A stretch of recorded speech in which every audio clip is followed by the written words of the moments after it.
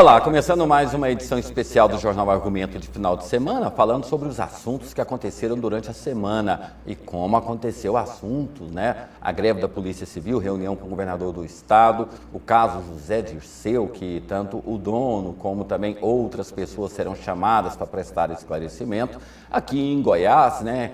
Espera-se que para a próxima semana o nome de Júnior Friboi deve ser anunciado aí como o pré-candidato do PMDB. Outros assuntos que aconteceram também durante a semana, que foram muitos, né? O mais triste é que quem esperava ter aí a restituição do dinheiro da caderneta de poupança, o STF só julga no ano que vem. E a presidente Dilma, né? Ela deu uma de Zeca Pagodinho, deixa a vida me levar. Conseguiu cortar todos os gastos do governo e a questão, já falamos aqui, do marco regulatório da questão da internet, vai ficar também para o ano que vem. São destaques do Jornal Argumento dessa edição e eu cumprimento aqui a equipe de jornalistas e comentaristas. Em primeiro lugar, amigo Marcelo Heleno, seja muito bem-vindo e obrigado mais uma vez pela presença. Estamos aqui prontos para aquela conversa boa, né, que as pessoas tanto gostam e a gente também. Obrigado pelo convite mais uma vez.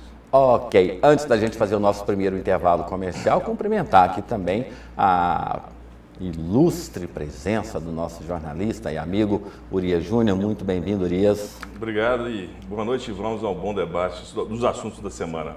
Entre eles está aí a questão da Polícia Civil, o aumento do IPTU, área azul, questões políticas, vários assuntos que serão debatidos aqui a partir de agora. A gente dá só um tempinho para o intervalo e já volta com esses e outros temas, um instante só.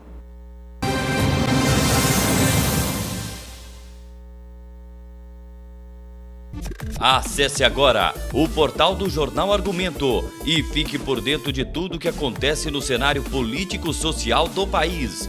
www.jornalargumento.com.br. Jornal Argumento. Goiás merece essa credibilidade. As suas manhãs têm mais informação, opinião e a cobertura completa dos fatos do dia no Jornal Argumento, na TV Capital, canal 32 e NET, canal 21.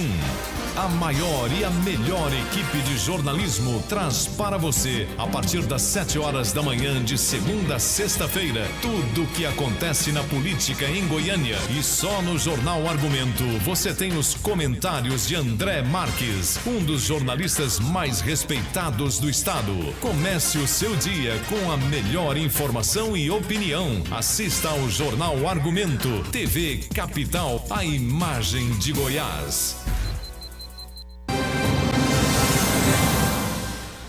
De volta com o Jornal Argumento, né? E você pode participar, mande a sua mensagem para o nosso Twitter, né? André Marques 32. Você pode opinar, né? Sugerir, inclusive, também ser o nosso quarto comentarista ou comentarista. A gente já começa essa edição falando sobre, finalmente, né?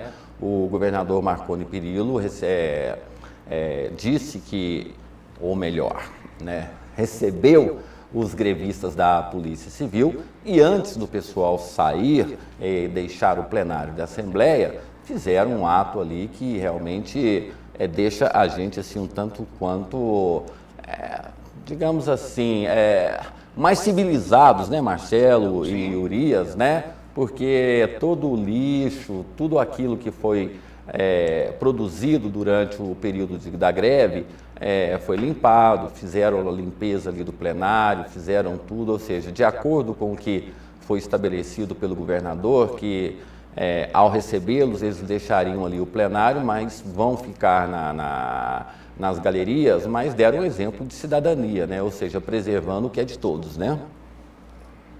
Marcelo, Urias, essa atitude, né, até mesmo porque antes da ocupação do plenário houve ali regras, né, pré-estabelecidas para que nenhum prejuízo fosse causado, para que fosse devolvido do mesmo jeito em que eles entraram. Faz parte, acho que é um bom exemplo aí, foi uma boa ação, sim, dos dois lados, né, o governador chamando para conversar e a desocupação, que a gente já tinha analisado aqui, que já tinha atingido o seu objetivo, que era chamar a atenção para a greve e buscar outros canais de diálogo, de negociação. É claro que não está resolvido, mas um passo foi dado. Há uma radicalização muito forte dos dois lados ainda, mas alguns passos foram dados. Nada contra, né? Mas foi um exemplo porque quando houve a ocupação da Câmara Municipal, pediram para falar com a secretária de Educação. Falaram e continuaram ainda lá no plenário. Pediram para falar com o prefeito Paulo Garcia. Foram recebidos, mas continuaram ali dentro do plenário. Dessa vez agora pediram para falar com o governador aceitou, então trato feito, trato cumprido, amigo Urias e Marcelo, né? Exatamente. Agora, eu acho que é amadurecimento do próprio movimento, né? Ou seja, do movimento grevista em geral, dos professores, dos policiais civis. Daqui a pouco a gente pode ter um outro segmento fazendo a mesma coisa, mas eu gostaria de só salientar uma coisa. Quando se fala de reivindicação, você invadir o Poder Legislativo pode usar até como forma de pressão, mas cabe a quem o reajuste dos professores municipais, cabe a quem a definição do reajuste dos policiais civis. Não é o Legislativo. O Legislativo entraria no segundo momento com referendo daquilo que o Executivo quer fazer ou não, acorda ou não com o movimento grevista. Então, eu não vejo como tão legítima assim a ocupação do Poder Legislativo, tendo em vista, ao contrário de muita gente do senso comum dizer que o Legislativo não serve para nada, eu não sou dessa opinião. Acho que o Legislativo é de suma importância para a manutenção da democracia. Agora, foi uma forma que eles encontraram, talvez a única forma. No caso dos policiais civis também, há um agravante que o tempo parado, o tempo de tentativa de negociação foi muito maior do que o tempo dos professores municipais. Então, agora, dessa forma, eu espero que não pare por aí, que a gente continue tendo novas negociações para que se chegue ao fim desse impasse, ao fim da greve. E tem uma coisa, Urias, nesse processo, esse movimento dos policiais civis, o que tentou de fazer diferente, eu volto a dizer, a ocupação enquanto ato político para chamar a atenção, ela surtiu o efeito, chama a atenção sim, de nós, da imprensa, da população de uma maneira geral, mesmo que seja para isso, deputado agora que vai achar bom que ele não tem nem lugar para trabalhar, agora que não vai mesmo. Isso tudo, enquanto ato político, funcionou. Agora tem outras tentativas paralelas que foram um fracasso total. Aquela coisa pegou muito mal. Vamos investigar os órgãos estaduais como mecanismo de pressão. Isso já é função da polícia. Se não está fazendo é porque não estava cumprindo a função. Marcelo, isso é tiro no pé. Assinando, quer dizer, eu não estou fazendo a minha obrigação. Minha obrigação era investigar, eu não estou investigando, mas agora eu vou. A própria categoria reconheceu que foi... Tiro no pé. Foi um arroubo de juventude de uma das lideranças e morreu por aí. Quando os deputados foram fazer as sessões no fórum, surgiu um zum de que ia ocupar também lá, o que seria totalmente irracional, que aí brigaria com os três poderes, seria confusão com os três. Não foram, fizeram o protesto, que tem que fazer mesmo, e depois, no dia seguinte já começaram nós vamos tentar anular as decisões da Assembleia, porque tinha que ser realizado no plenário. Agora um fato que há de se ressaltar, né? Esse tempo ele foi diminuído, minimizado, porque ele teve representatividade, ao contrário do que aconteceu na Câmara, né? São dois sindicatos que representam a categoria e que mostrou aí a união. Lá na Câmara Municipal não havia uma representatividade legal, né? Era um grupo de professores que estavam, digamos aí, inconformados com a atitude do Sintego e até mesmo a questão do município. Lá na Assembleia não, foi um ato organizado pelos sindicatos, né? Então isso aí dá uma demonstração de que a legalização dos movimentos, ela é fundamental para estabelecer diálogo, né? Agora, eu me preocupo um pouco mais, Marcelo, quando uma liderança de um movimento, um arroubo juvenil, seja como for, diz que agora nós vamos investigar, eu acho que aqui caberia algum tipo de investigação. Chamar essa pessoa que disse isso, interpelar talvez judicialmente.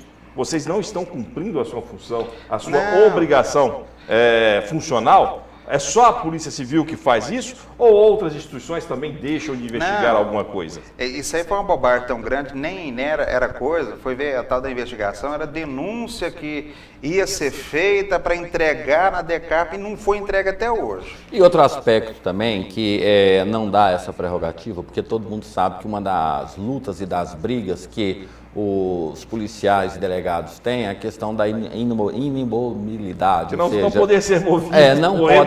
Não podem ser movidos. Então, ou seja, sempre quando há... Aquele negócio que o juiz lá da execução penal lá de Brasília tinha, mas que... Exatamente. Quando há uma investigação sobre alguma pessoa poderosa dentro do governo, ela sugere que o delegado seja transferido para outro lugar, essas coisas assim, e os delegados brigam para que, a exemplo dos promotores de justiça, juízes, também tenham essa condição, né, de dar continuidade ao seu trabalho. Porém, ainda falta ser votado, aprovado, e é um direito que eu penso que os delegados e também os policiais têm. E por falar nisso, né, cumprindo o acordo, o governador Marconi Perillo, juntamente com o secretário de Justiça e Segurança Pública do Estado de Goiás e mais um grupo de deputados, recebeu os líderes, né, do movimento em greve na última sexta-feira. Vamos ver com a reportagem da Alessandra.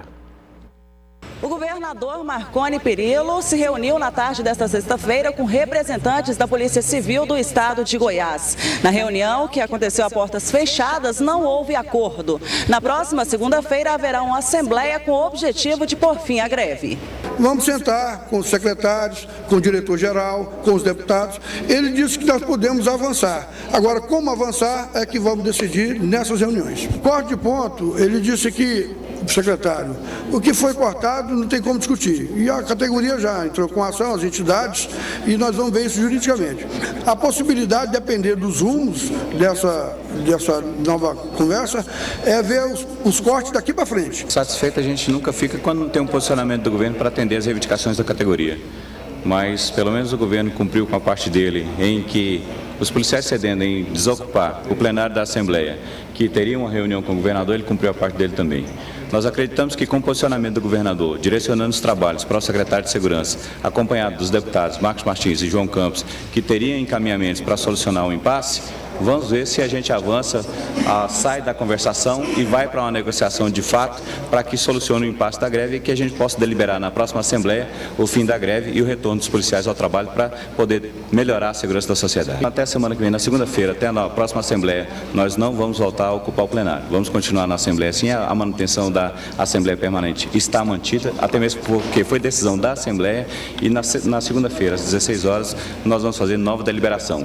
Dependendo do resultado da reunião que deve haver com o secretário de Segurança, aí outros encaminhamentos serão dados. Aí a possibilidade de acabar com a greve depende muito mais do governo do que da própria categoria. Nós pedimos inicialmente um piso de 7.250. Abrimos mão para a proporcionalidade de 60% dos delegados, do piso inicial do delegado. Isso praticado numa divisão de várias parcelas, isso aí o governo não apresentou nenhuma contraproposta. Abrimos mão da paralisação de 100% diária das atividades. Voltamos à greve padrão com 30% da atividade todos os dias. E ainda assim o governo não flexibilizou. Abrimos mão da reestruturação da carreira. Ainda assim o governo não flexibilizou. Deu mostra agora de que está interessado em acabar com o movimento grevista, desde que a gente tivesse desocupado o plenário. Desocupamos. A partir de agora depende mais do governo do que da categoria. Em relação aos cortes de pontos, já foi dito. Nós estamos aguardando a decisão da Justiça de Goiás em relação à ação direta de inconstitucionalidade e também um mandado de segurança que vai ser julgado dia 11, próximo às 8 horas da manhã. Tá aí, houve-se aí um encontro, né? Pelo menos abriu-se aí uma possibilidade de diálogo. O governo, a princípio, havia acenado com aquela questão de fazer ali aumentar o salário de acordo com a produtividade. Cedeu um lado do movimento, né? Agora Marcelo e Urias, há necessidade de encaixar ou pelo menos discutir o que é possível e o que não é possível de ser atendido dentro do movimento, mas pelo menos estabeleceu-se ali um canal de comunicação, acho que é o mais importante nesse processo, né? Eu acho que agora é um momento de maturidade desse movimento, dessa reivindicação desse movimento grevista. maturidade do movimento e é necessário também a maturidade de estar demonstrando ter por parte do governo. O Silveira está correto numa coisa, a bola agora está com o governo, porque não se pode mais dizer que esse movimento é radical, porque, como o próprio Silveira falou, várias vezes o movimento refluiu de suas propostas, diminuiu as suas reivindicações, saiu do plenário, ou seja, está demonstrando que quer negociar. Cabe agora ao governo mostrar o que é que pode ser negociado. É óbvio que a gente tem a noção exata de que nem sempre o governo pode dar o reajuste justo, né? Ou seja, justo aquilo que é a reivindicação da categoria, porque eu acho que é justa, mas também cabe à categoria verificar o que é possível ao governo nesse momento, até mesmo porque existem entraves legais, entraves do ponto de vista do gasto mensal com a folha de pagamento diante da sua arrecadação. E a responsabilidade fiscal também, já que o secretário da Fazenda esteve aqui e disse que Goiás... Mas agora cabe das duas correntes, ou seja, as duas partes, grevistas e governo, achar um meio termo aí, onde se atenda às indicações e vá ao máximo da possibilidade do orçamento. O Silveira ali, ele disse que aceita uma reposição escalonada. Acho que isso é importante, né? E existe um jogo de palavra ali, ele fala assim, nós estávamos pedindo 7.250, agora nós queremos só 60% do ganho do delegado, que vai dar 6 mil e cacetada. Então a diferença não é tão grande, não. A diferença está no escalonamento. Você muda um pouco o parâmetro que é para mostrar que tentar demonstrar que está cedendo. E não é bem por aí, não. Agora, existe essa questão, e eu imagino a questão do gasto com o pessoal, que não é só a questão dos policiais civis. Existe uma gama imensa. Não, existe uma tensão aí, uma tensão que é gerada depois de um tipo de movimento. Se o governo topa bancar esse aumento salarial que a polícia quer, que daria algo em torno de 120%, 130%, e as outras categorias, que não estão tendo nem database? Os policiais militares. Que estão em... Que são no mesmo, né? Não, e eles estão nesse movimento. Os policiais militares não podem mexer com greve, né? É o tal do aquartelamento, mas existe uma inquietação. Existe a saúde e tem uma série de questionamentos aí, e tem a questão salarial também, tem os professores que já começam a movimentar também. E o Urias tocou muito bem, existem duas características na greve. Primeiro, vai se resolver o que está pegando, e o que vai ter que ser resolvido é o ganhume. Não tem outra coisa hoje, não se fala em condição de trabalho, nem nada, isso tudo vai ficar para depois. Isso é o que vai estar. E chega aquele momento, pelo quadro, pela experiência que a gente tem, o quadro desenhado é o seguinte: essa comissão formada, que entra o secretário de Segurança Pública, o delegado de Polícia Civil, os dois parlamentares que são delegados de carreira e são ligados à Polícia Civil, essa comissão está, pelo que foi mostrado aí, orientada sobre até os limites onde pode chegar essa negociação e estão com o canal aberto para serem os interlocutores entre o governo e a categoria. Principalmente o Márcio Martins. Exatamente. E muito provavelmente, por trás dessa formação dessa comissão, que normalmente é chamada comissão de alto nível para negociar, está implícita uma coisa: volta para o trabalho que a comissão vai resolver o problema. E aí entra um outro drama, que é de todo o movimento: como pôr fim a uma greve. Sem algum ganho, não tem como. Não, agora tem mas a produtividade, que já tem um reflexo, já está garantida, né? Já foi desde o início. O que é importante, Marcelo, para essa comissão entender, porque eu concordo com você quando você fala dos outros setores do governo, mas só no setor de segurança pública nós temos aí quantos policiais militares, soldados. Porque o soldado deveria, entre aspas, aí, se equiparar ao agente de polícia civil no início de carreira. Policial militar, soldado, início de carreira, deveria, pelo menos do meu ponto de vista, ganhar a mesma coisa que ganha um agente de polícia civil no início de carreira. E depois ter a sua progressão lá, de acordo com cada um com a sua categoria. Agora, é necessário ter saber equalizar isso. Porque não adianta dar R$6.000, 6.000, R$7.000 para o agente de polícia e deixar o policial militar, o soldado da polícia militar lá embaixo. Agora, um aspecto que eu acho que tem que ser uma discussão mais ampla, nós tivemos no processo aí da paralisação dos professores no Brasil inteiro, aí o governo federal, ele assinou com a possibilidade de criar um piso e o próprio ministro da Educação, quando virou governador, ele disse que o governo federal poderia contribuir porque os estados não têm condições. E aí criou-se aquela polêmica toda e os estados não contribuíram.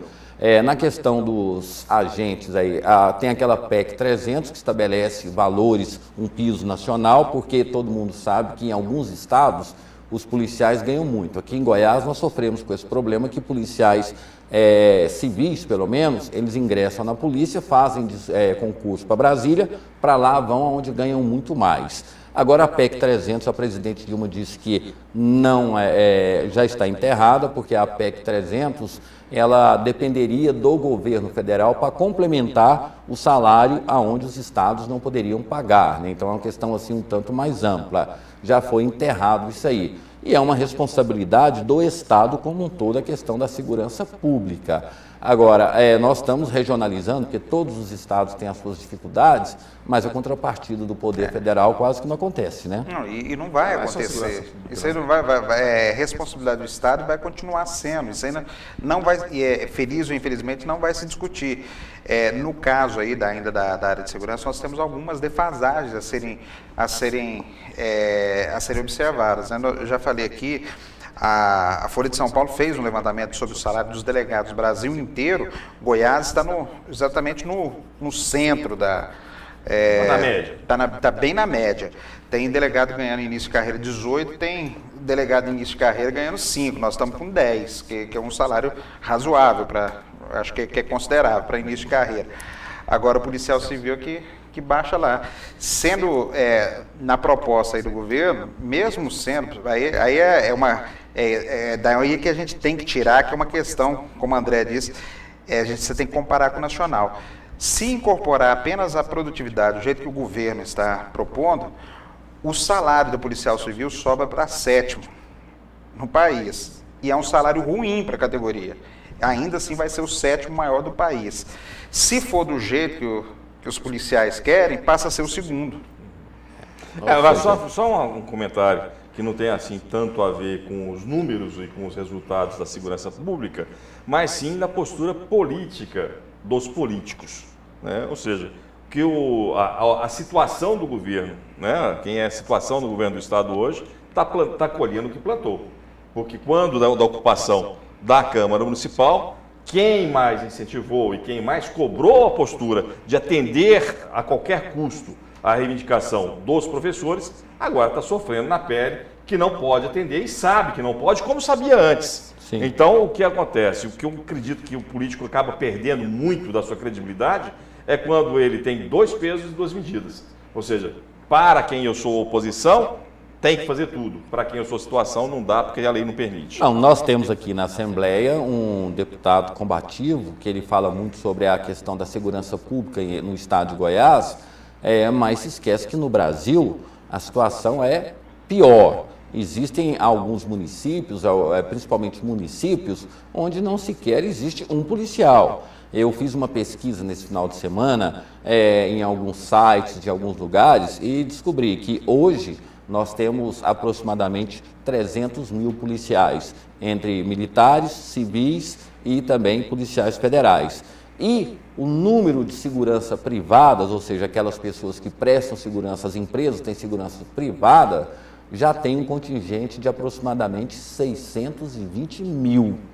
Então, ou seja, é meio complicado, né? Nós temos, ou seja, a força hoje do Estado, ela é metade da força privada no Brasil. Ou seja, é uma falência e é uma falta de investimento também nesse que é um dos 3 pilares da Constituição, que é o Estado mínimo, né? Educação, saúde e segurança, nem isso o Estado consegue fazer. Aí fica um discurso político que agrada a cada cidade, a cada estado e a cada parte do Brasil nesse aspecto, né? Ou seja, cria-se um problema de segurança e vira-se para uma questão política. E Urias lembra muito bem como nós temos aqui em Goiânia prefeitura de um lado, em termos de político, prefeitura de um lado e governo do outro, a gente percebe muito bem esse tipo de comportamento da classe política e normalmente não altera em nada, só muda de lado o que faz na prefeitura e o que faz no governo. E no final... mas não vou entrar nela agora. Não, aí Urias, mas no geral é a mesma coisa. Não, para o cidadão. Quando você fala que o governo plantou o que colheu... Não estou dizendo por causa disso. Não, é preciso dizer que tem um deputado da oposição que é acusado de ter não só aberto, vou falar para os caras, vem e ocupa. Então, do ponto de vista político, não tem diferença nenhuma a atuação de um e de outro, em termos de oposição. O comportamento em relação à ocupação é o mesmo. Ao invés de proteger o legislativo, incentivou o movimento, prejudicou o funcionamento do legislativo, porque o compromisso maior não é com o legislativo, é com a bandeira política. E a questão, ela não é política, a questão não é política partidária, é uma questão social, é uma questão que atende ao cidadão. Quando você cria uma situação política partidária, você acaba jogando contra o cidadão, porque fica essa discussão política e não sai solução, né? Quando acho que todos deveriam se reunir... Mas esse é o jogo político é esse, cada um assume, o Urias falou muito bem, não tem compromisso nenhum, nem com o movimento, nem com o cidadão, nem com nada. Ideologia partidária, nada. Tem a ver só com o momento político que o sujeito tá vendo e o que ele pode tirar de proveito nisso. E assim, quando eu falo que está havendo um amadurecimento, a gente tem vários paralelos que dá para comparar a invasão, a ocupação da Câmara com a ocupação da Assembleia. Por quê? Essa história de limpar o plenário, os professores já tinham feito. Então, quer dizer, também esse movimento de ocupação do plenário da Assembleia, ele pegou muita coisa, aprendeu muito com o movimento de ocupação da Câmara. E não vejo tantas diferenças assim. Quando eu falo que foi o governo que está colhendo o que plantou, poderia ser o contrário, mas não é. Tá? O fato é que o governo aqui, naquele momento, que falava, olha, que tem que dar R$300 para todos os professores para o auxílio locomoção. Agora é a oposição que fala, não, tem que pagar os R$7.000 para todos os agentes de polícia.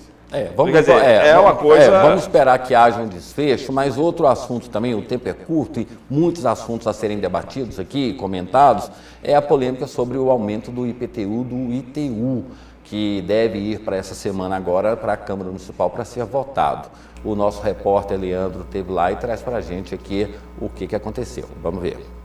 A Prefeitura de Goiânia vai apresentar aqui no Paço Municipal um projeto de lei para a atualização da planta de valores imobiliários para o ano de 2014. O objetivo do projeto aqui, André, é atualizar o IPTU, reajustar o IPTU e corrigir também o valor venal dos imóveis que tiveram a sua última atualização em 2005. A porcentagem do reajuste do IPTU será com base no valor venal do imóvel. A primeira zona será de 33%.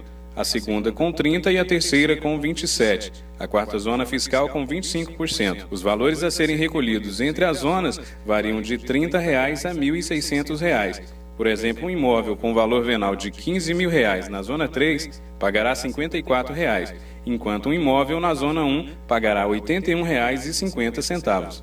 O vice-prefeito interino, Agenor Mariano, explica por que o reajuste não acontecia desde 2005. Nos últimos anos, houve, por parte na cidade de Goiânia, uma grande valorização imobiliária. Como a lei determina que o imposto cobrado é sobre o valor do imóvel, significa que se o imóvel valoriza, se o proprietário passa a ter um patrimônio maior, o percentual que deve ser pago do imposto também aumenta o valor real, porque a alíquota não está sofrendo nenhum tipo de reajuste com relação aos últimos 8 anos. Não se há reajuste percentual, o que automaticamente é a base de cálculo que sofreu uma valorização na nossa cidade, que aliás varia de 500% a 1.200% de valorização, quando que, na verdade, a Prefeitura está aplicando um índice corretivo de 20%. O projeto foi protocolado na Câmara e tem até o dia 20 de dezembro para ser aprovado, segundo informou o secretário municipal de Finanças, Reinaldo Barreto. Bom, e como acho que todo bom jornalista tem que fazer, né, antes de você ficar falando, é preciso que você entenda os critérios. Nós tivemos no ano passado, no ano retrasado, em Aparecida, um aumento, né, sem critérios, sem nada. Pelo menos essa parte da prefeitura nós acompanhamos e que foram divididos a cidade em 4 zonas. Na primeira são os bairros nobres, que terão reajuste aí reajuste não, né? Terão uma revisão digamos, uma forma de estabelecer o valor venal, até mesmo o valor do imóvel, de 33%. E na segunda zona são aqueles bairros com valor crescente, o índice chega a 30%. Na terceira zona, que são os bairros em processo de valorização, o reajuste chega a 27%. Porém, a quarta zona, que são aqueles bairros, né, que precisam a atualização, mas ainda padecem um pouco de alguns benefícios nessas coisas, o índice chega a 25% ou então zero, não haverá nenhum tipo de reajuste. A gente não gosta de falar de aumento de imposto, né? Mas jogar para a torcida é fácil, né? Dizer que está errado, que é isso e aquilo. Mas é uma regra do jogo, é estabelecido. Goiânia não é a única cidade que faz isso, todos fazem, mas ninguém gosta de aumentar imposto, né? Nós voltamos a começar pelo final, que é o problema político disso. Desde o final de 2000, quando o então prefeito Nion Albernaz tentou fazer uma revisão no IPTU e no ITU, e a oposição foi aguerrida, a bancada até pequena, era em tese minoritária, conseguiu fazer um barulho e inviabilizar aquele aumento. Toda vez que se fala em aumento de IPTU e ITU, os gestores municipais ficam pisando em ovos. Primeira coisa que precisa se dizer, não vamos ficar com hipocrisia, não. É necessário, sim, o reajuste do imposto. É por isso que a correção vinha sendo feita ano a ano, com base nos índices de inflação. O que me preocupa nessa revisão agora é que não vai se fazer a justiça fiscal. O prefeito interino Agenor Mariano falou aí na grande valorização que os imóveis tiveram durante esse tempo. Ele só esqueceu de dizer que houve um reajuste com base na inflação, mas ano a ano esses valores foram reajustados para efeito de cálculo do imposto. Agora, fica ainda uma grande injustiça social, injustiça fiscal, digo, porque os bairros mais valorizados de Goiânia hoje tem uma defasagem de mais de 500% entre aquilo que está lançado como valor venal e o que é valor real do imóvel. E esse aumento aí pode ser no teto máximo aí de 33%, não vai refrescar em nada essa diferença. Isso quer dizer, quem tem uma maior, me corrija se eu tiver, maior capacidade contributiva, vai continuar contribuindo menos no bolo do que aqueles que não têm praticamente de onde tirar para pagar o imposto. Então, é necessário, e tem esse aspecto, a prefeitura não está errada em pedir o aumento do imposto e fazer a revisão da planta, não. Mas parece que não há uma preocupação em se corrigir esse aspecto que eu considero como injustiça fiscal, não só com os contribuintes de uma maneira geral, mas com a cidade inteira. E há um problema na justificativa também. A prefeitura está dando uma explicação técnica, mas já reconheceu que o principal motivador do aumento é a situação financeira, que é caótica na prefeitura. Pretende aumentar em 30% a base de cobrança do IPTU e do ITU, para que a prefeitura tenha uma folga melhor no caixa, maior no caixa, ou passe a ter uma folga no caixa. E os vereadores estão com outro discurso para defender o imposto. Então precisa sintonizar isso e assumir que o reajuste de imposto, a correção desses valores é necessária para a administração municipal e, consequentemente, para o cidadão. Agora, André, eu acho que primeiro tem que parar com a bobagem, a hipocrisia de quem quer que seja dizer que imposto não é o que banca o Estado. O Estado, que eu estou falando, é os entes federados, né? Ou seja, o ICMS banca o governo do estado, o IPTU, o ISS banca o município e os outros todos bancam o governo federal.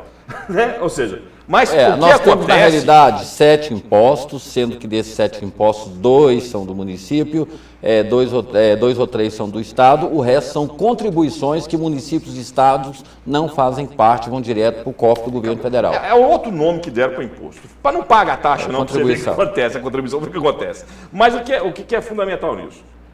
2005 foi a última mexida, de fato. Reajustar pela inflação o imóvel, eu desafio qualquer um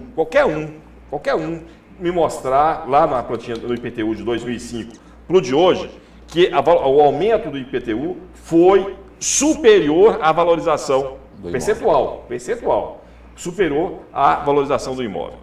Ou seja, é necessário ajuste? É o melhor imposto? É a melhor mexida que poderia se ter no imposto, no IPTU? Não. Eu, particularmente, acredito que a melhor mexida seria o imposto progressivo, aonde quem ganha mais, pagaria mais e faria-se justiça social a partir daí. Fiscal.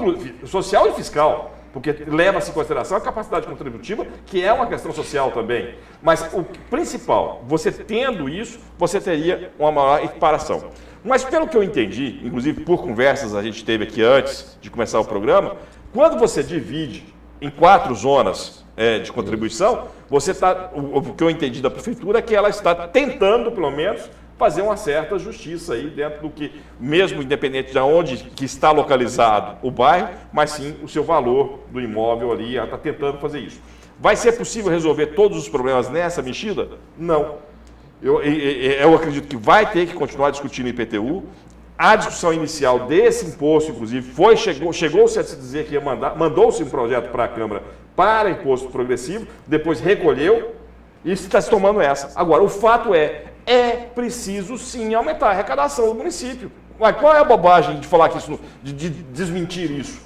Isso é verdade. Por quê? Em 5 anos, em 2005, em 8 anos, aumentou o número de escola, aumentou o número de pessoas que vão procurando a saúde, aumentou todos os gastos da prefeitura, aumentaram. E os investimentos hoje são, inclusive, a necessidade de investimentos hoje é bem maior do que era em 2005. Okay. Então tem que fazer mesmo, não tem conversa. Agora, vamos esperar o imposto progressivo que a prefeitura disse está estudando aí para 2015. Mas o grande problema da prefeitura, nós debatemos aqui no domingo passado com o presidente da Câmara, com o vereador Clécio Alves, é a incapacidade de dialogar e, principalmente, ter alguém que fale em nome da prefeitura e também daqueles vereadores que são, de uma hora, do lado da prefeitura, de outra hora estão contra a prefeitura. Então, a falta da prefeitura de se comunicar e até mesmo ter uma política de esclarecimento e, principalmente, usar o espaço que ela tem dentro das emissoras de rádio e televisão para se explicar, esse é o grande problema da prefeitura, a falta de capacidade de se comunicar com o cidadão. Aí, quando você não quando você não contrapõe uma informação, aquela primeira informação vira verdade absoluta e aí é um fato que não se discute. Em Aparecida surgiu esse assunto, várias pessoas entraram no debate, aqui em Goiânia não. Houve essa questão do reajuste, mas ninguém, nem a Secretaria de Comunicação, não lançou absolutamente nenhuma nota de esclarecimento falando sobre esses critérios. Então, para a cabeça do cidadão, fica aquela coisa de que os noticiários, inclusive eu vi algumas pessoas falando que vão ter o reajuste aí, vai pagar 8, 10 mil reais de IPTU, que a gente sabe que realmente, né, rapidamente, Marcelo. Rapidamente, porque aí não tem nada, não tem outro secretário, não. Aí falta o secretário de Finanças botar a carinha na TV, a voz no rádio, a cara no jornal e explicar, tintim por tintim. Não é o prefeito que tem que ir, não. Aí dá saudade mesmo do Dário, pode ter os defeitos, mas Dário Campos ia e dava show nesse negócio aí, tá? O do Darcy, o Cairo, chegava, dava show explicando. Se quiser ir lá na época do Nion, Valdivino de Oliveira, chegava e explicava o que tinha que ser explicado. Agora, Quando você tem um secretário de Finanças que parece que tem medo de falar, é difícil. Pois é, aí é necessário que haja uma campanha de esclarecimento. Nós vamos para o intervalo, depois do intervalo vamos falar da área azul, que está tudo pronto, tudo certo, mas ainda não começou. E outros assuntos políticos também, né? O PMDB deve lançar nessa semana, Júnior do Friboi. Fala-se sobre a vinda da presidente Dilma a Goiânia e em Trindade no próximo dia 2, mas o calendário, pelo menos a agenda da presidente Dilma no site do Palácio do Planalto, fala que ela vai estar na França. Aumento do combustível, inflação, ou seja, várias situações. E também a questão do mensalão mineiro, das mordomias de José Dirceu. São vários assuntos que a gente volta para debater em instantes.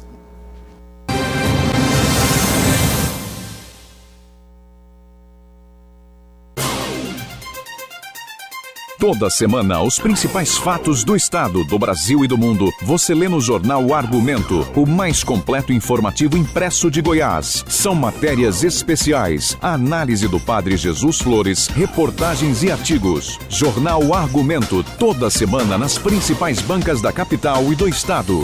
Jornal O Argumento, leia e anuncie. Jornal O Argumento, Goiás merece esta credibilidade.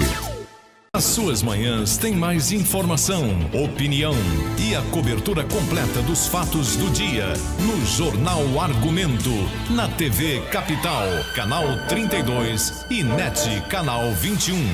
A maior e a melhor equipe de jornalismo traz para você, a partir das 7 horas da manhã de segunda a sexta-feira, tudo o que acontece na política em Goiânia. E só no Jornal Argumento você tem os comentários de André Marques, um dos jornalistas mais respeitados do estado. Comece o seu dia com a melhor informação e opinião. Assista ao Jornal Argumento, TV Capital, a imagem de Goiás.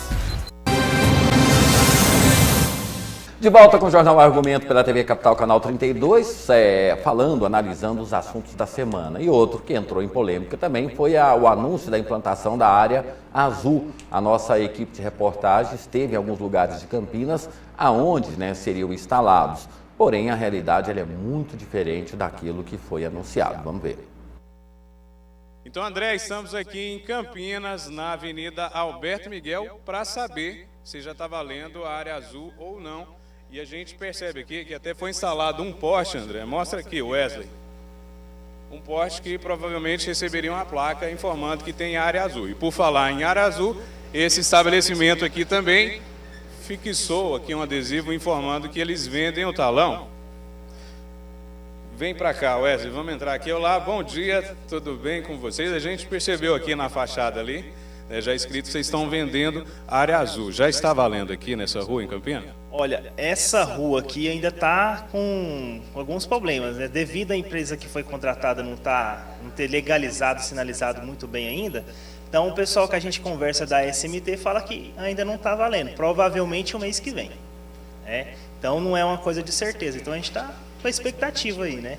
Que isso para o comércio pode ser uma coisa boa, pelo fato de ter uma visibilidade maior, o próprio cliente, né, achar mais vagas disponíveis para estacionar, então a gente vai ser uma felicidade muito grande. Nessa rua aqui ainda não tem a disponibilidade da área azul, mas você conhece alguma outra rua aqui próxima que tenha já? Ou que ficou sabendo? Olha, a Benjamin Constant, eu ouvi falar que já está valendo, né? Não tenho certeza por ser boatos que a gente já ouviu falar, mas ontem mesmo uma amiga minha falou que já foi até guinchado um carro, né? Pelo fato de não ter o talão, mas lá eles falam que está valendo certinho. Carlos, muito obrigado, bom dia. E a gente vai lá agora, André, na Benjamin Constant, conferir realmente se tem a placa de sinalização aí da área azul, e daqui a pouquinho a gente volta, vamos lá. Então chegamos na rua Benjamin Constant, vamos atravessar aqui, pedindo cuidado com o trânsito aqui, para verificar, André, se já está valendo a área azul nesse local, e a gente pode perceber que tem alguns postes aqui, e está igual o poste da outra rua que a gente acabou de visitar. Não tem placa, mas a gente percebe também aqui no chão, mostra aqui, Wesley, que a rua já está marcada, provavelmente para receber, né, como estacionamento da área azul. A gente percebe também alguns carros estacionados aqui, só que também não tem nenhum cartão da área azul. Vamos conversar com um motorista aqui. Bom dia, tudo bem? TV Capital, bom, aqui vai receber a área azul, já tem a demarcação aqui, por enquanto está tranquilo para estacionar. Por enquanto não tem nem placa para indicar, né? Então a gente está parando aqui, esperando a companheira chegar. Vamos fazer uso. Bom, parece que Campinas é um pouco complicado para estacionar, para achar vaga. Você acha que com a implantação da área azul vai facilitar? Com certeza tem que facilitar, né? Porque Campinas é pouco estacionamento. Então vamos torcer para dar certo. Bom, é isso aí, André. A gente veio até Campinas para mostrar o funcionamento da área azul. Até o momento ainda não está funcionando. Os postes já foram instalados, a rua já foi marcada como a gente mostrou aí. E agora é aguardar alguma decisão aí da Prefeitura, da MT, para quando vai funcionar isso aí. É com você, André. Ok, obrigado, Leandro. Só fala de mim. É porque ele faz matéria. Fez matéria do Capital Gente. Ele foi lá para mostrar o funcionamento da área azul. Ele não mostrou nada funcionando, ele está demitido. Mas é notícia. A gente foi para mostrar o funcionamento. Como não está funcionando também, é notícia. Parece que o resumo da obra é o seguinte, ficou para o ano que vem. Chega. Deixa pra lá. E a forma também como foi colocada a questão da área azul, né? De um lado tem a área azul, de outro lado o estacionamento fica liberado para todos. Agora tem aqueles espertinhos, né? Que são donos de comércio, chegam mais cedo, estacionam o carro onde não paga e a área azul ela fica sendo ali disponibilizada para quem paga, né? Penso eu que poderia ser toda a área cobrada e não só uma área ali da rua. O problema maior não é esse. Eu lembro quando a área azul foi implantada no centro de Goiânia. Eu não sou o primeiro guarda, não sou contra a área azul de forma nenhuma, sou a favor. Agora, naquela época, você via uns agentes de trânsito que não serviam para multar, não. Eles serviam para vender o talãozinho da área azul. Sim. Eu, hoje em dia, eu vou pouco ao centro, na maioria das vezes coloco um estacionamento pago e não na área azul. Sabe por quê, André? Porque eu não sei aonde vende o talão da área azul. Quer dizer, é uma coisa que você acaba sendo impedido de usar. Se você não vai sempre naquele lugar, é o mesmo defeito que eu acho que tem esses City Pies aí. Porque quem não é de Goiânia não anda de ônibus. Mas o maior absurdo é que o Leandro mostrou lá, tá a placa da área de azul, compre o seu talão aqui e não chegou o talão para vender. Mas também não estão multando. Mas peraí, para que bota a placa? É porque você vai funcionar, você tem que colocar. Pois é, você tem que botar a placa na hora que está funcionando. Exatamente. E outro aspecto que, como o Urias falou, por que acabou a questão da área azul? É porque o motorista, às vezes, ele parava no local e ia adquirir o seu talão ou a folha. Quando ele voltava, já estava multado.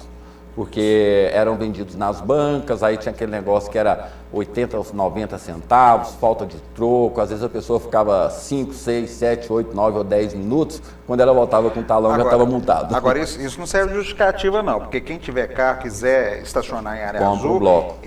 Acho que seria obrigação de todo motorista, vai, compra um estoquezinho, deixa lá 5, 10, precisou, colocou lá e acabou. Aí vem cá, faz parte. Voltamos ao assunto anterior. Quem não vai em lugares que tem área azul, como é o meu caso, sabe qual é a validade do bloco, sabe aonde vai comprar. Se eu posso comprar 10 e se eu uso 1 a cada 3 meses, tem que ter uma forma melhor de distribuição de... Sim. Eu acho que uma solução para isso, mais agentes de trânsito para fiscalizar, estando nesses lugares onde tem área azul e vendendo o bloco também. Mas a Ou verdade... então, vamos colocar, tenha peito por fazer as coisas, vamos fazer o parquímetro. Só porque teve uma denúncia lá atrás da história do parquímetro e aí não vai se discutir isso mais? Era o mais justo. O parquímetro era o mais justo porque dá ao cidadão a condição de pagar pelo tempo usado e também aquela questão, né? Chegou, estacionou, já põe ali a moedinha, não tem problema. Mas vamos evoluir assim com a nossa discussão, porque o tema agora é política, né? O PMDB deve anunciar nos próximos dias agora o nome de Júnior de Friboi como pré-candidato ao governo do estado de Goiás.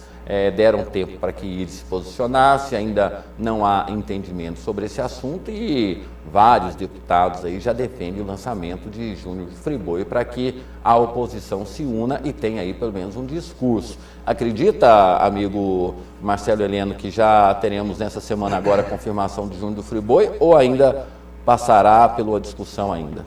Eu acho que o lançamento do Júnior em nome do partido será feito essa semana. Mas, novamente, do jeito, pelo que eu conversei, que eu entendi da história das conversas que aconteceram essa semana, o que Iris Rezende se posicionou até agora, não tenho intenção de me candidatar hoje. Então, a bola está de novo com o Júnior. Ele é que tem que se viabilizar. O PMDB vai anunciar ele como o pré-candidato e vai caber a ele se viabilizar de novo internamente, nas articulações dentro do partido e com os outros 6 partidos que integram esse grupo que quer lançar uma candidatura. E o problema do PMDB, essa iniciativa de um grupo, especialmente deputados federais, que foi a campo para ouvir a Júnior, ouvir Iris, fazer consulta e tudo, é aquilo que a gente tem falado. Esse grupo, capitaneado pelo PMDB e pelo PT, ficou atrás. Não que eles estejam atrasados no calendário eleitoral, está correto, mas já tem 2 nomes lançados aí, que é o de Vanderlan e o de Marconi. E a partir do momento que PMDB e PT não se definem, você abre espaço para criar umas tensões que são desnecessárias para os 2 partidos hoje. Urias. Não, eu acredito que eu vou começar pelo mesmo lugar que o Marcelo. Iris Rezende não é mais pré-candidato do PMDB? Não. Isso não está sendo colocado. Exatamente. Estou concordando com você. Ele não é isso que está sendo colocado. Vai ser dado a partir de amanhã, a Júnior Friboi, todas as condições necessárias para que ele viabilize a sua candidatura. Viabilizar a sua candidatura não é tanto só internamente. Internamente eu acho que a coisa flui mais facilmente. O que é mais complicado são os partidos políticos, a aliança política partidária para 2014 e o que é primordial, que inclusive vai influenciar nessa decisão dos demais partidos, se vão com o Friboi ou não, é a sua viabilidade eleitoral. Ou seja, se ele vai atingir um índice de competitividade com o outro candidato. Porque eu não acredito nessa terceira via do Vanderlan, eu já declarei isso aqui e acho que a tendência é que a gente tenha novamente uma eleição polarizada, se vai ser fácil para um ou vai ser fácil para outro, mas eu acredito numa eleição polarizada entre 2 candidatos, não que PT e PMDB. Não que o Vanderlan não seja candidato, não é viável, né? Não é viável. Eleitoralmente. Candidato até eu posso ser. Ou seja, trocando até você. Trocando miúdos, o que o Urias quis dizer é que você pode lançar sua candidatura, mas tem que ter uma base de sustentação para que você possa lançar. Agora, eu acredito que o Friboi tem condições de fazer isso. E não é só financeira, não. Porque muita gente fala, Friboi é rico, tem dinheiro, vai colocar dinheiro para ganhar a eleição. Eleição para governador, só dinheiro não resolve, não. Quando eu falo que ele tem que eliminar os focos internos, fazer articulação interna, já tem deputado que é muito identificado com eles dizendo o seguinte: não, o Júnior vai ter a chance de mostrar que é viável. Sim. Então ele já está, de certa forma, com a faca no peito. Se você não. Se o Júnior não se viabilizar nesse tempo que vai ser dado, muito provavelmente até março, vai aparecer outro nome. Não, e que é natural também, né? Sim. Vamos cá entre nós. Só que eu acho que o PMDB está fazendo correto agora, porque o PMDB está dizendo, eu tenho um candidato, é o Friboi, e vamos conversar. Não, tem um pré-candidato. Sim, mas aí não, mas dizendo basicamente isso. O nosso pré-candidato é o Friboi. Todo mundo concorda com ele? Não. Então vamos escolher um outro. Todo mundo concorda com ele? Então ele é o candidato. O PMDB, inclusive, está atrasado em relação ao PT, que não oficializou, mas dentro do PT já está sacramentado. Se o PT tiver que lançar algum candidato, esse candidato hoje é Antônio Gomide. Sim. Certo?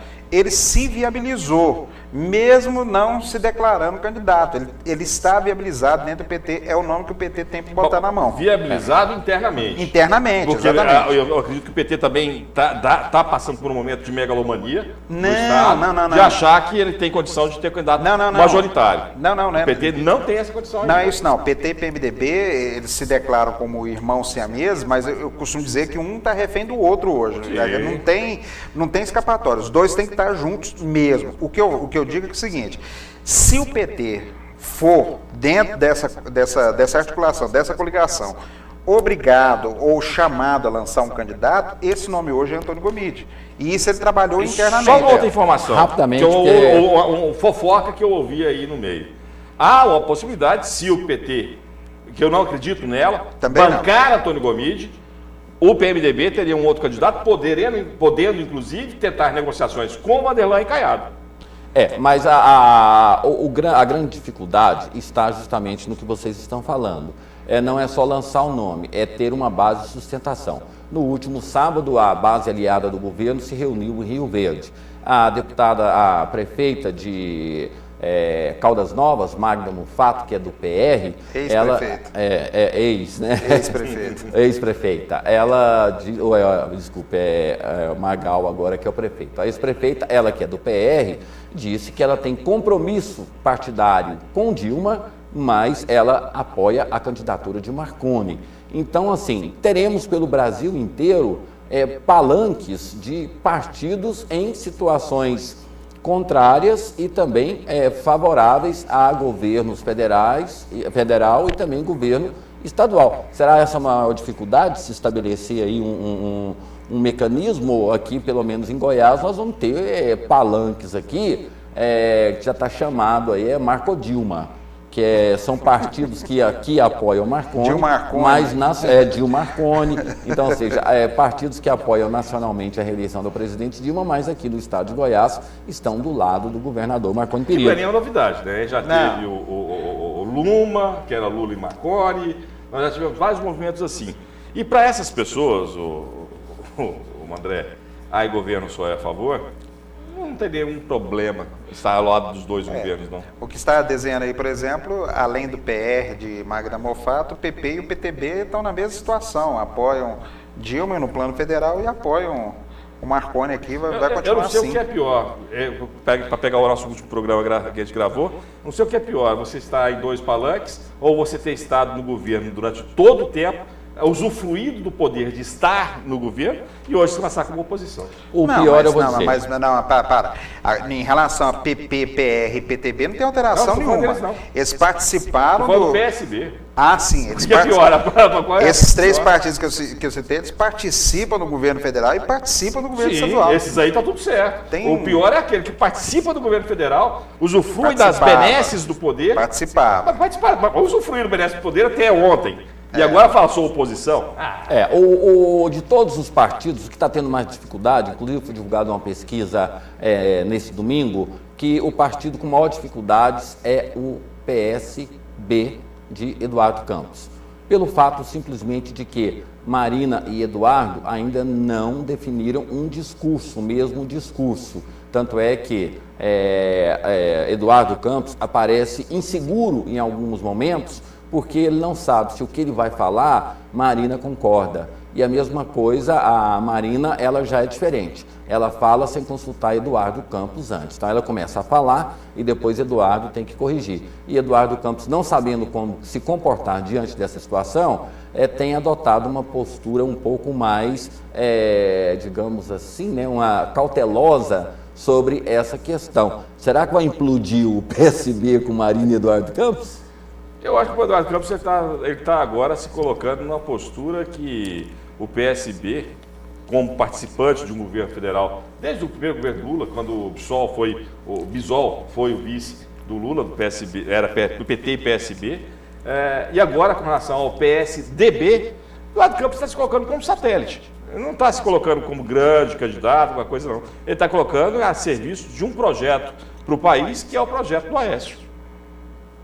Concorda, Marcelo? Até pouco tempo ele estava fazendo esse projeto eu acho que no final ele pode até seguir acabar servindo a esse... Ele está construindo esse caminho. Não, ele pode até servir esse instrumento, mas eu não vejo a candidatura dele nascendo já como para ser um satélite de Aécio. Isso pode ser até consequência do próprio processo. Ele não deu conta de consolidar uma candidatura, não deu conta de viabilizar, e não tem como voltar à aliança com o PT, ele pode buscar outros caminhos, como o PPS, que teria uma tendência maior de continuar ligada ao PT, já vem se aproximando do PSDB há alguns anos. E outro junto com o PSDB desde a época do governo Fernando Henrique.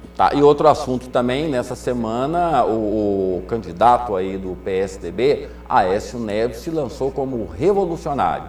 disse que a estratégia do PSDB para encerrar agora... o programa, esse aí? Não.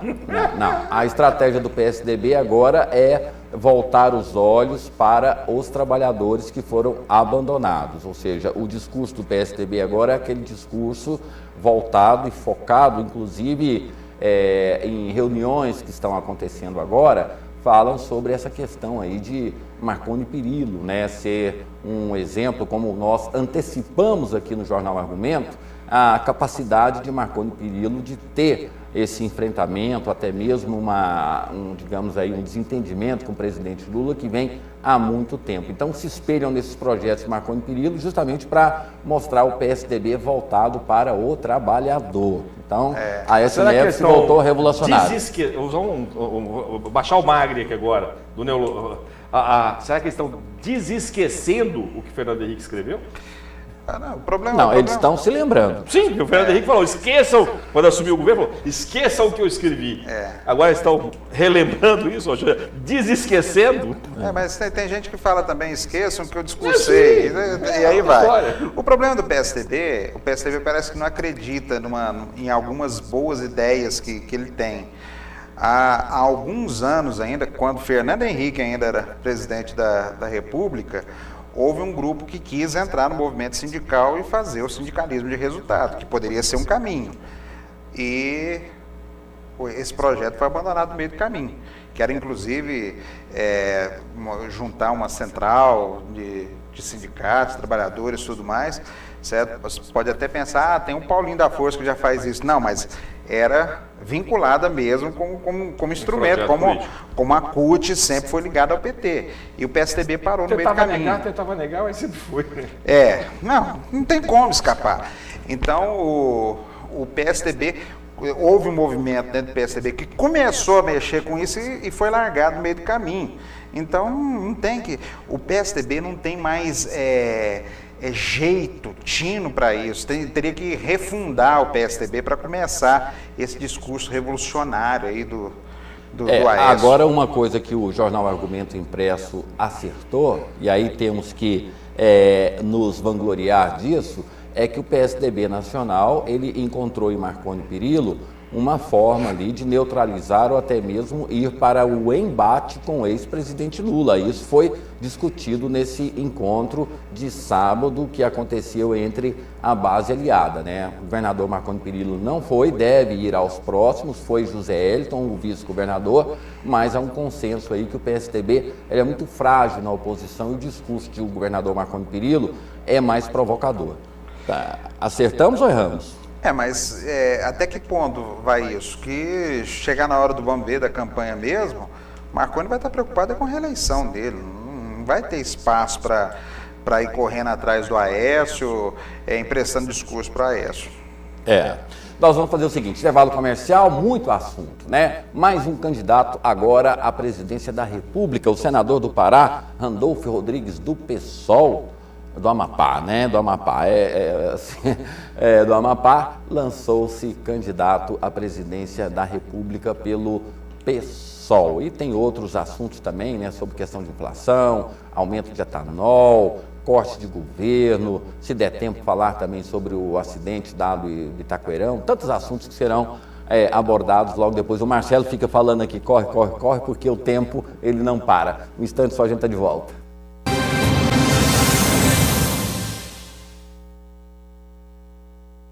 As suas manhãs têm mais informação, opinião e a cobertura completa dos fatos do dia no Jornal Argumento, na TV Capital, canal 32 e NET, canal 21. A maior e a melhor equipe de jornalismo traz para você, a partir das 7 horas da manhã de segunda a sexta-feira, tudo o que acontece na política em Goiânia. E só no Jornal Argumento você tem os comentários de André Marques, um dos jornalistas mais respeitados do estado. Comece o seu dia com a melhor informação e opinião. Assista ao Jornal Argumento, TV Capital, a imagem de Goiás. Acesse agora o portal do Jornal Argumento e fique por dentro de tudo que acontece no cenário político-social do país. www.jornalargumento.com.br. Jornal Argumento. Goiás merece essa credibilidade. De volta com o Jornal Argumento, né, no nosso último bloco, e o assunto agora a gente vai falar rapidamente sobre essa questão aí dos mensalão. Nem ainda foi julgado, terminado de julgar a ação penal 470, o PT já cobra o julgamento dos mensaleiros aí do Tucano Duto, do Valério Duto. Em contrapartida, né, a Papuda está um pavio de pólvora, porque os detentos estão revoltados com as regalias que estão sendo dadas aí a essas pessoas que entraram agora. Marcelo Urias nem ainda julgou-se os recursos, os embargos, né? Inclusive nessa próxima semana agora, mais pessoas podem ser presas, mas o PT já está cobrando aí do Supremo Tribunal Federal o julgamento do Tucano Duto, que envolve o ex-governador Eduardo Azeredo, envolve o ex-ministro, né, Valfrido de Mares Guias, e também pode até sobrar para o Aécio nesse processo todo. Lembrando que o Mensalão Mineiro foi também coordenado por Marcos Valério, através de uma empresa de publicidade que abasteceu supostamente a campanha de Eduardo Azeredo. A denúncia foi feita ao Supremo Tribunal Federal bem antes do caso dos mensaleiros do PT. E agora o PSDB está aí não querendo debater e os petistas estão querendo debater. Nem julgaram todas as ações, Marcelo, já estão cobrando, né? Urias já estão cobrando. Calma, vamos por partes. Primeiro, o Aécio vai sofrer com esse problema lá do mensalão tucano politicamente, isso só. Sim. As duas figuras principais políticas que estão indiciadas e vão responder ao processo são o ex-governador Eduardo Azeredo, que é um dos fundadores do PSDB, e o Valdomiro dos Mares Guia, que era ligado ao pessoal do PSDB antes de ser ministro do Turismo no governo Lula. São os dois personagens políticos que vão entrar em pauta. Segundo, a cobrança é real, ela tem que ser feita mesmo, o Supremo tem essa obrigação de julgar, só que tem uma injustiça, entre aspas, nesse processo, porque é verdade que o mensalão tucano foi anterior ao mensalão petista, apenas para diferenciar, mas em termos de justiça, não. A denúncia Da ação penal 470. Da ação penal 470 foi feita antes porque o mensalão mineiro só veio à tona depois que apareceu a figura do Marcos Valério e aí partiu-se da revelação de que o esquema já existia em Minas antes de ser aplicado em Brasília. Mas a apuração e o processo no judiciário é posterior ao do PT.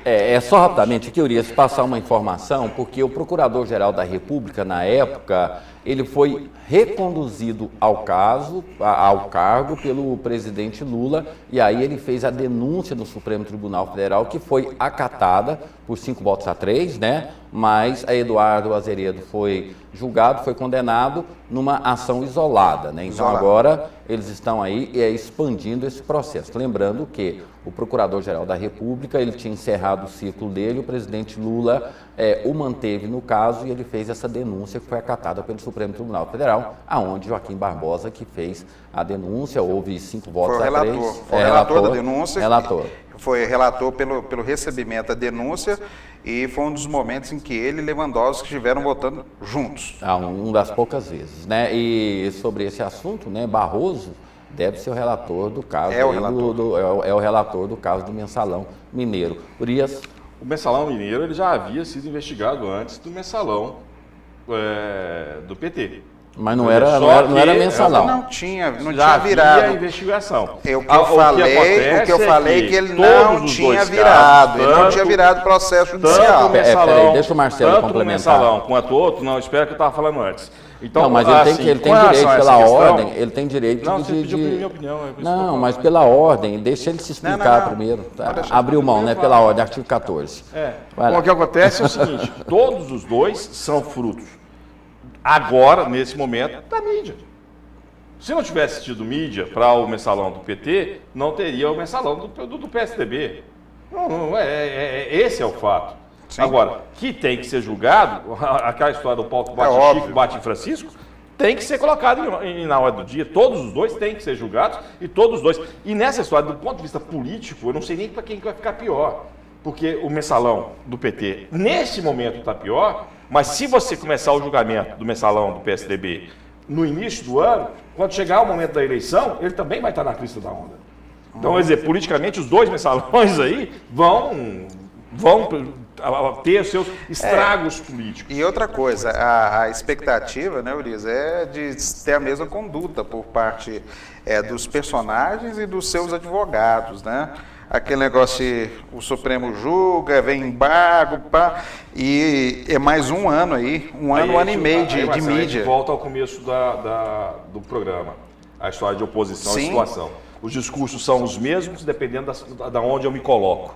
Ou seja, se eu sou oposição, eu tenho um discurso, aonde eu sou situação, o meu discurso é o outro. Agora o Marcelo Heleno, com a sua bola de cristal, ele acertou quando ele escreveu para o artigo do Jornal Argumento, falando que o PT mordeu a isca, porque é uma ação suprapartidária, né? Envolve vários partidos, inclusive o PTB de Roberto Jefferson, né, que também perdeu o mandato, foi condenado, e agora Joaquim Barbosa determinou que ele seja preso. Só que eles estão aí procurando um lugar para prender, que deve ser em Bangu ou em Magé. Não, peraí, vamos... Joaquim Barbosa erra de novo. Se ele tem que decretar a prisão do Roberto Jefferson, o tratamento tem que ser o mesmo. Decreta, leva ele para Brasília e depois vê o que vai fazer. Mas o caso dele é o mesmo do Genuíno. Não. O Genuíno, coitado. Mas sim, mas o que eu é o mesmo, Mas é o mesmo. A preocupação, isso eu falei na época, que se o Genuíno já tinha um estado de saúde que exigia algum tipo de cuidado, ele já devia haver uma previsão do que fazer com o detento Genuíno, certo? O que o Joaquim Barbosa está mostrando aí é uma predileção pelo Roberto Jefferson. Então, é um comportamento muito ruim. O Joaquim Barbosa fazer isso, ele dá razão a todos os argumentos aí das críticas que ele recebeu do PT, de que ele está agindo perseguindo. O que não dá, quando a bola de cristal lá, o negócio de morder a isca, é o outro lado. O que não dá são grupos do PT fazendo manifestações agora, considerando o Dirceu, o Genuíno e o Delúbio como heróis. Isso é brincar com a população, certo? Que eles têm que ser defendidos como figuras históricas do partido, tudo bem. Mas dizer que nesse momento eles são heróis é uma diferença muito grande. José Dirceu se colocou como vítima da elite dominante. E intolerante. E arrumou um cargo de diretor, onde ele ganha 20 mil reais, e nessa semana foi dito aí que toma lá da cá, acabou. Peraí, aonde está escrito na lei de execução penal que você tem que ganhar salário mínimo? Não, mas pelo menos uma certa incoerência. A pessoa que contratou ele, Urias, que é chefe dele, ganha R$1.800, ele ganha 20 mil. Não, quem contratou ele foi o dono do hotel. Não, ele é subordinado à diretora administrativa. Ninguém vai fazer uma coisa num hotel sem falar com o dono, gente. Ninguém vai pagar um salário de 20 mil reais sem falar com o dono. E não tem ninguém dizendo que ele tem que ganhar salário mínimo. Se ele vai ganhar 20 mil, 50 mil, 1 mil, o que tem que ser verificado é uma coisa só. Ele, de fato, vai trabalhar? Eu vi uma coisa esses dias, gente, eu fiquei assim... Eu acho que não cabe a imprensa, não nos cabe fazer o que eu vi acontecer. E vou citar os nomes e aonde. Na CBN, comentário do Madureira e comentário do Arnaldo Jabor. Um veio no cravo, outro na ferradura. Dizer que o Zé Dirceu vai para o hotel cuidar de ser cafetão de prostitutas, não. Isso é o que a CBN fez. Eu ouvi. Isso é um absurdo. E querer condenar o cara porque ele vai ganhar 20 mil reais, isso também é um absurdo. Tá, agora, Urias, o que tem que fazer, o que cabe à justiça fazer Urias, você vai de fato trabalhar, vai executar a sua função, acabou. Urias, vamos então ao que tem mais sério, que é o material da Folha, que é bem concreto. Isso. O dono do hotel tem uma emissora de televisão, está negociando com a Anatel a concessão da antiga TV El Celso em São Paulo. Inclusive, e os encontros aconteceram na mesma semana que saiu o emprego para o José Dirceu, e todos os pareceres dentro da Anatel eram contrários à concessão.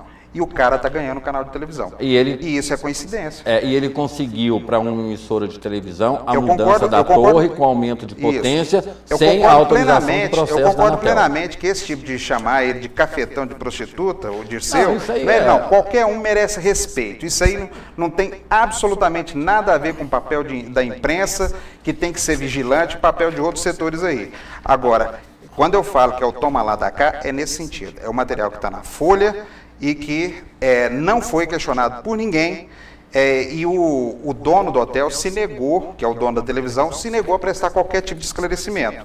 Então as autoridades que estão envolvidas nisso têm que vir à tona e dar uma justificativa. Senão, a situação do Zé Dirceu fica pior, porque o lógico para todo cidadão comum, o Zé Dirceu tem um escritório aonde?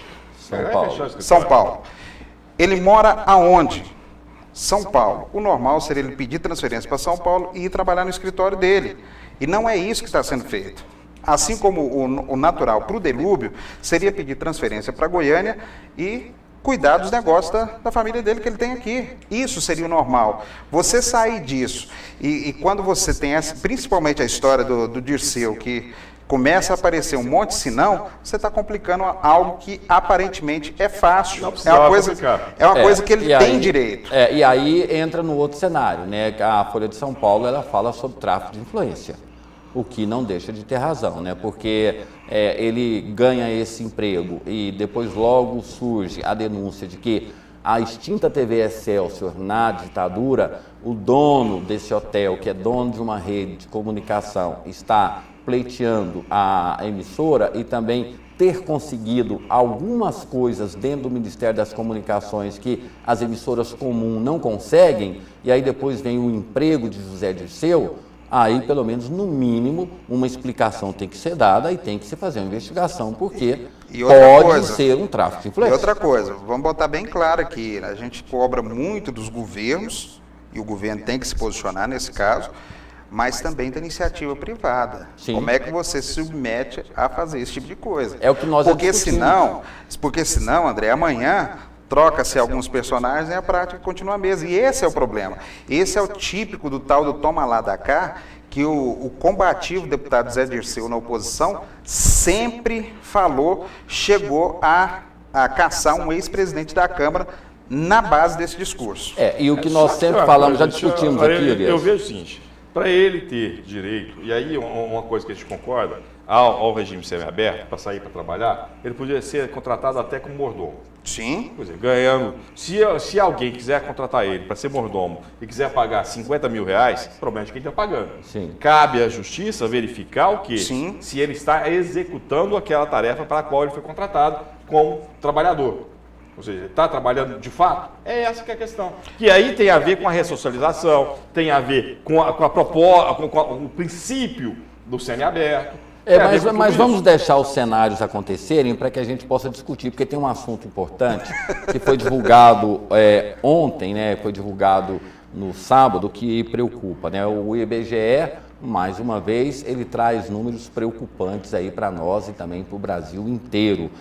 A legião dos neném, que nem trabalham, nem estudam e não tem nenhuma atividade, chegou à casa dos 9.600.000 pessoas, numa faixa que inclui um percentual muito grande das mulheres e também dos jovens. São pessoas que estão gastando através de alguns projetos sociais, mas não estão contribuindo com a Previdência, e aí a falência da Previdência é preocupação de muitas pessoas. Aqui em Goiás, esse número beira a casa de 280.000 pessoas. Então, ou seja, antes era o nem trabalhava e nem estudava, agora é o nem trabalha, nem estuda e nem tem nenhum outro tipo de atividade. Estão no mercado consumindo, não estão trabalhando e não estão contribuindo com a Previdência, que pode explodir.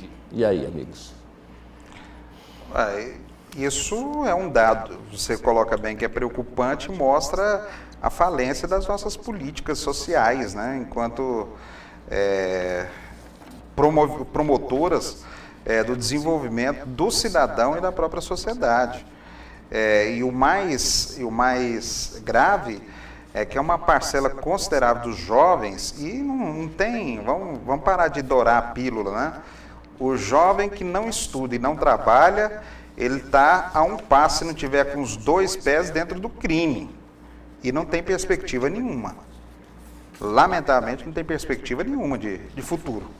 E aí, Urias, essa legião aí... Não, eu, a princípio, concordo com o que o Marcelo falou. Agora, eu não só uma dúvida. Você falou um dado que não passou desapercebido. Eu vi as matérias do NEM essa semana na imprensa, mas eu não tinha visto essa associação de que eles não trabalham, não estudam, porque estão recebendo benefícios sociais.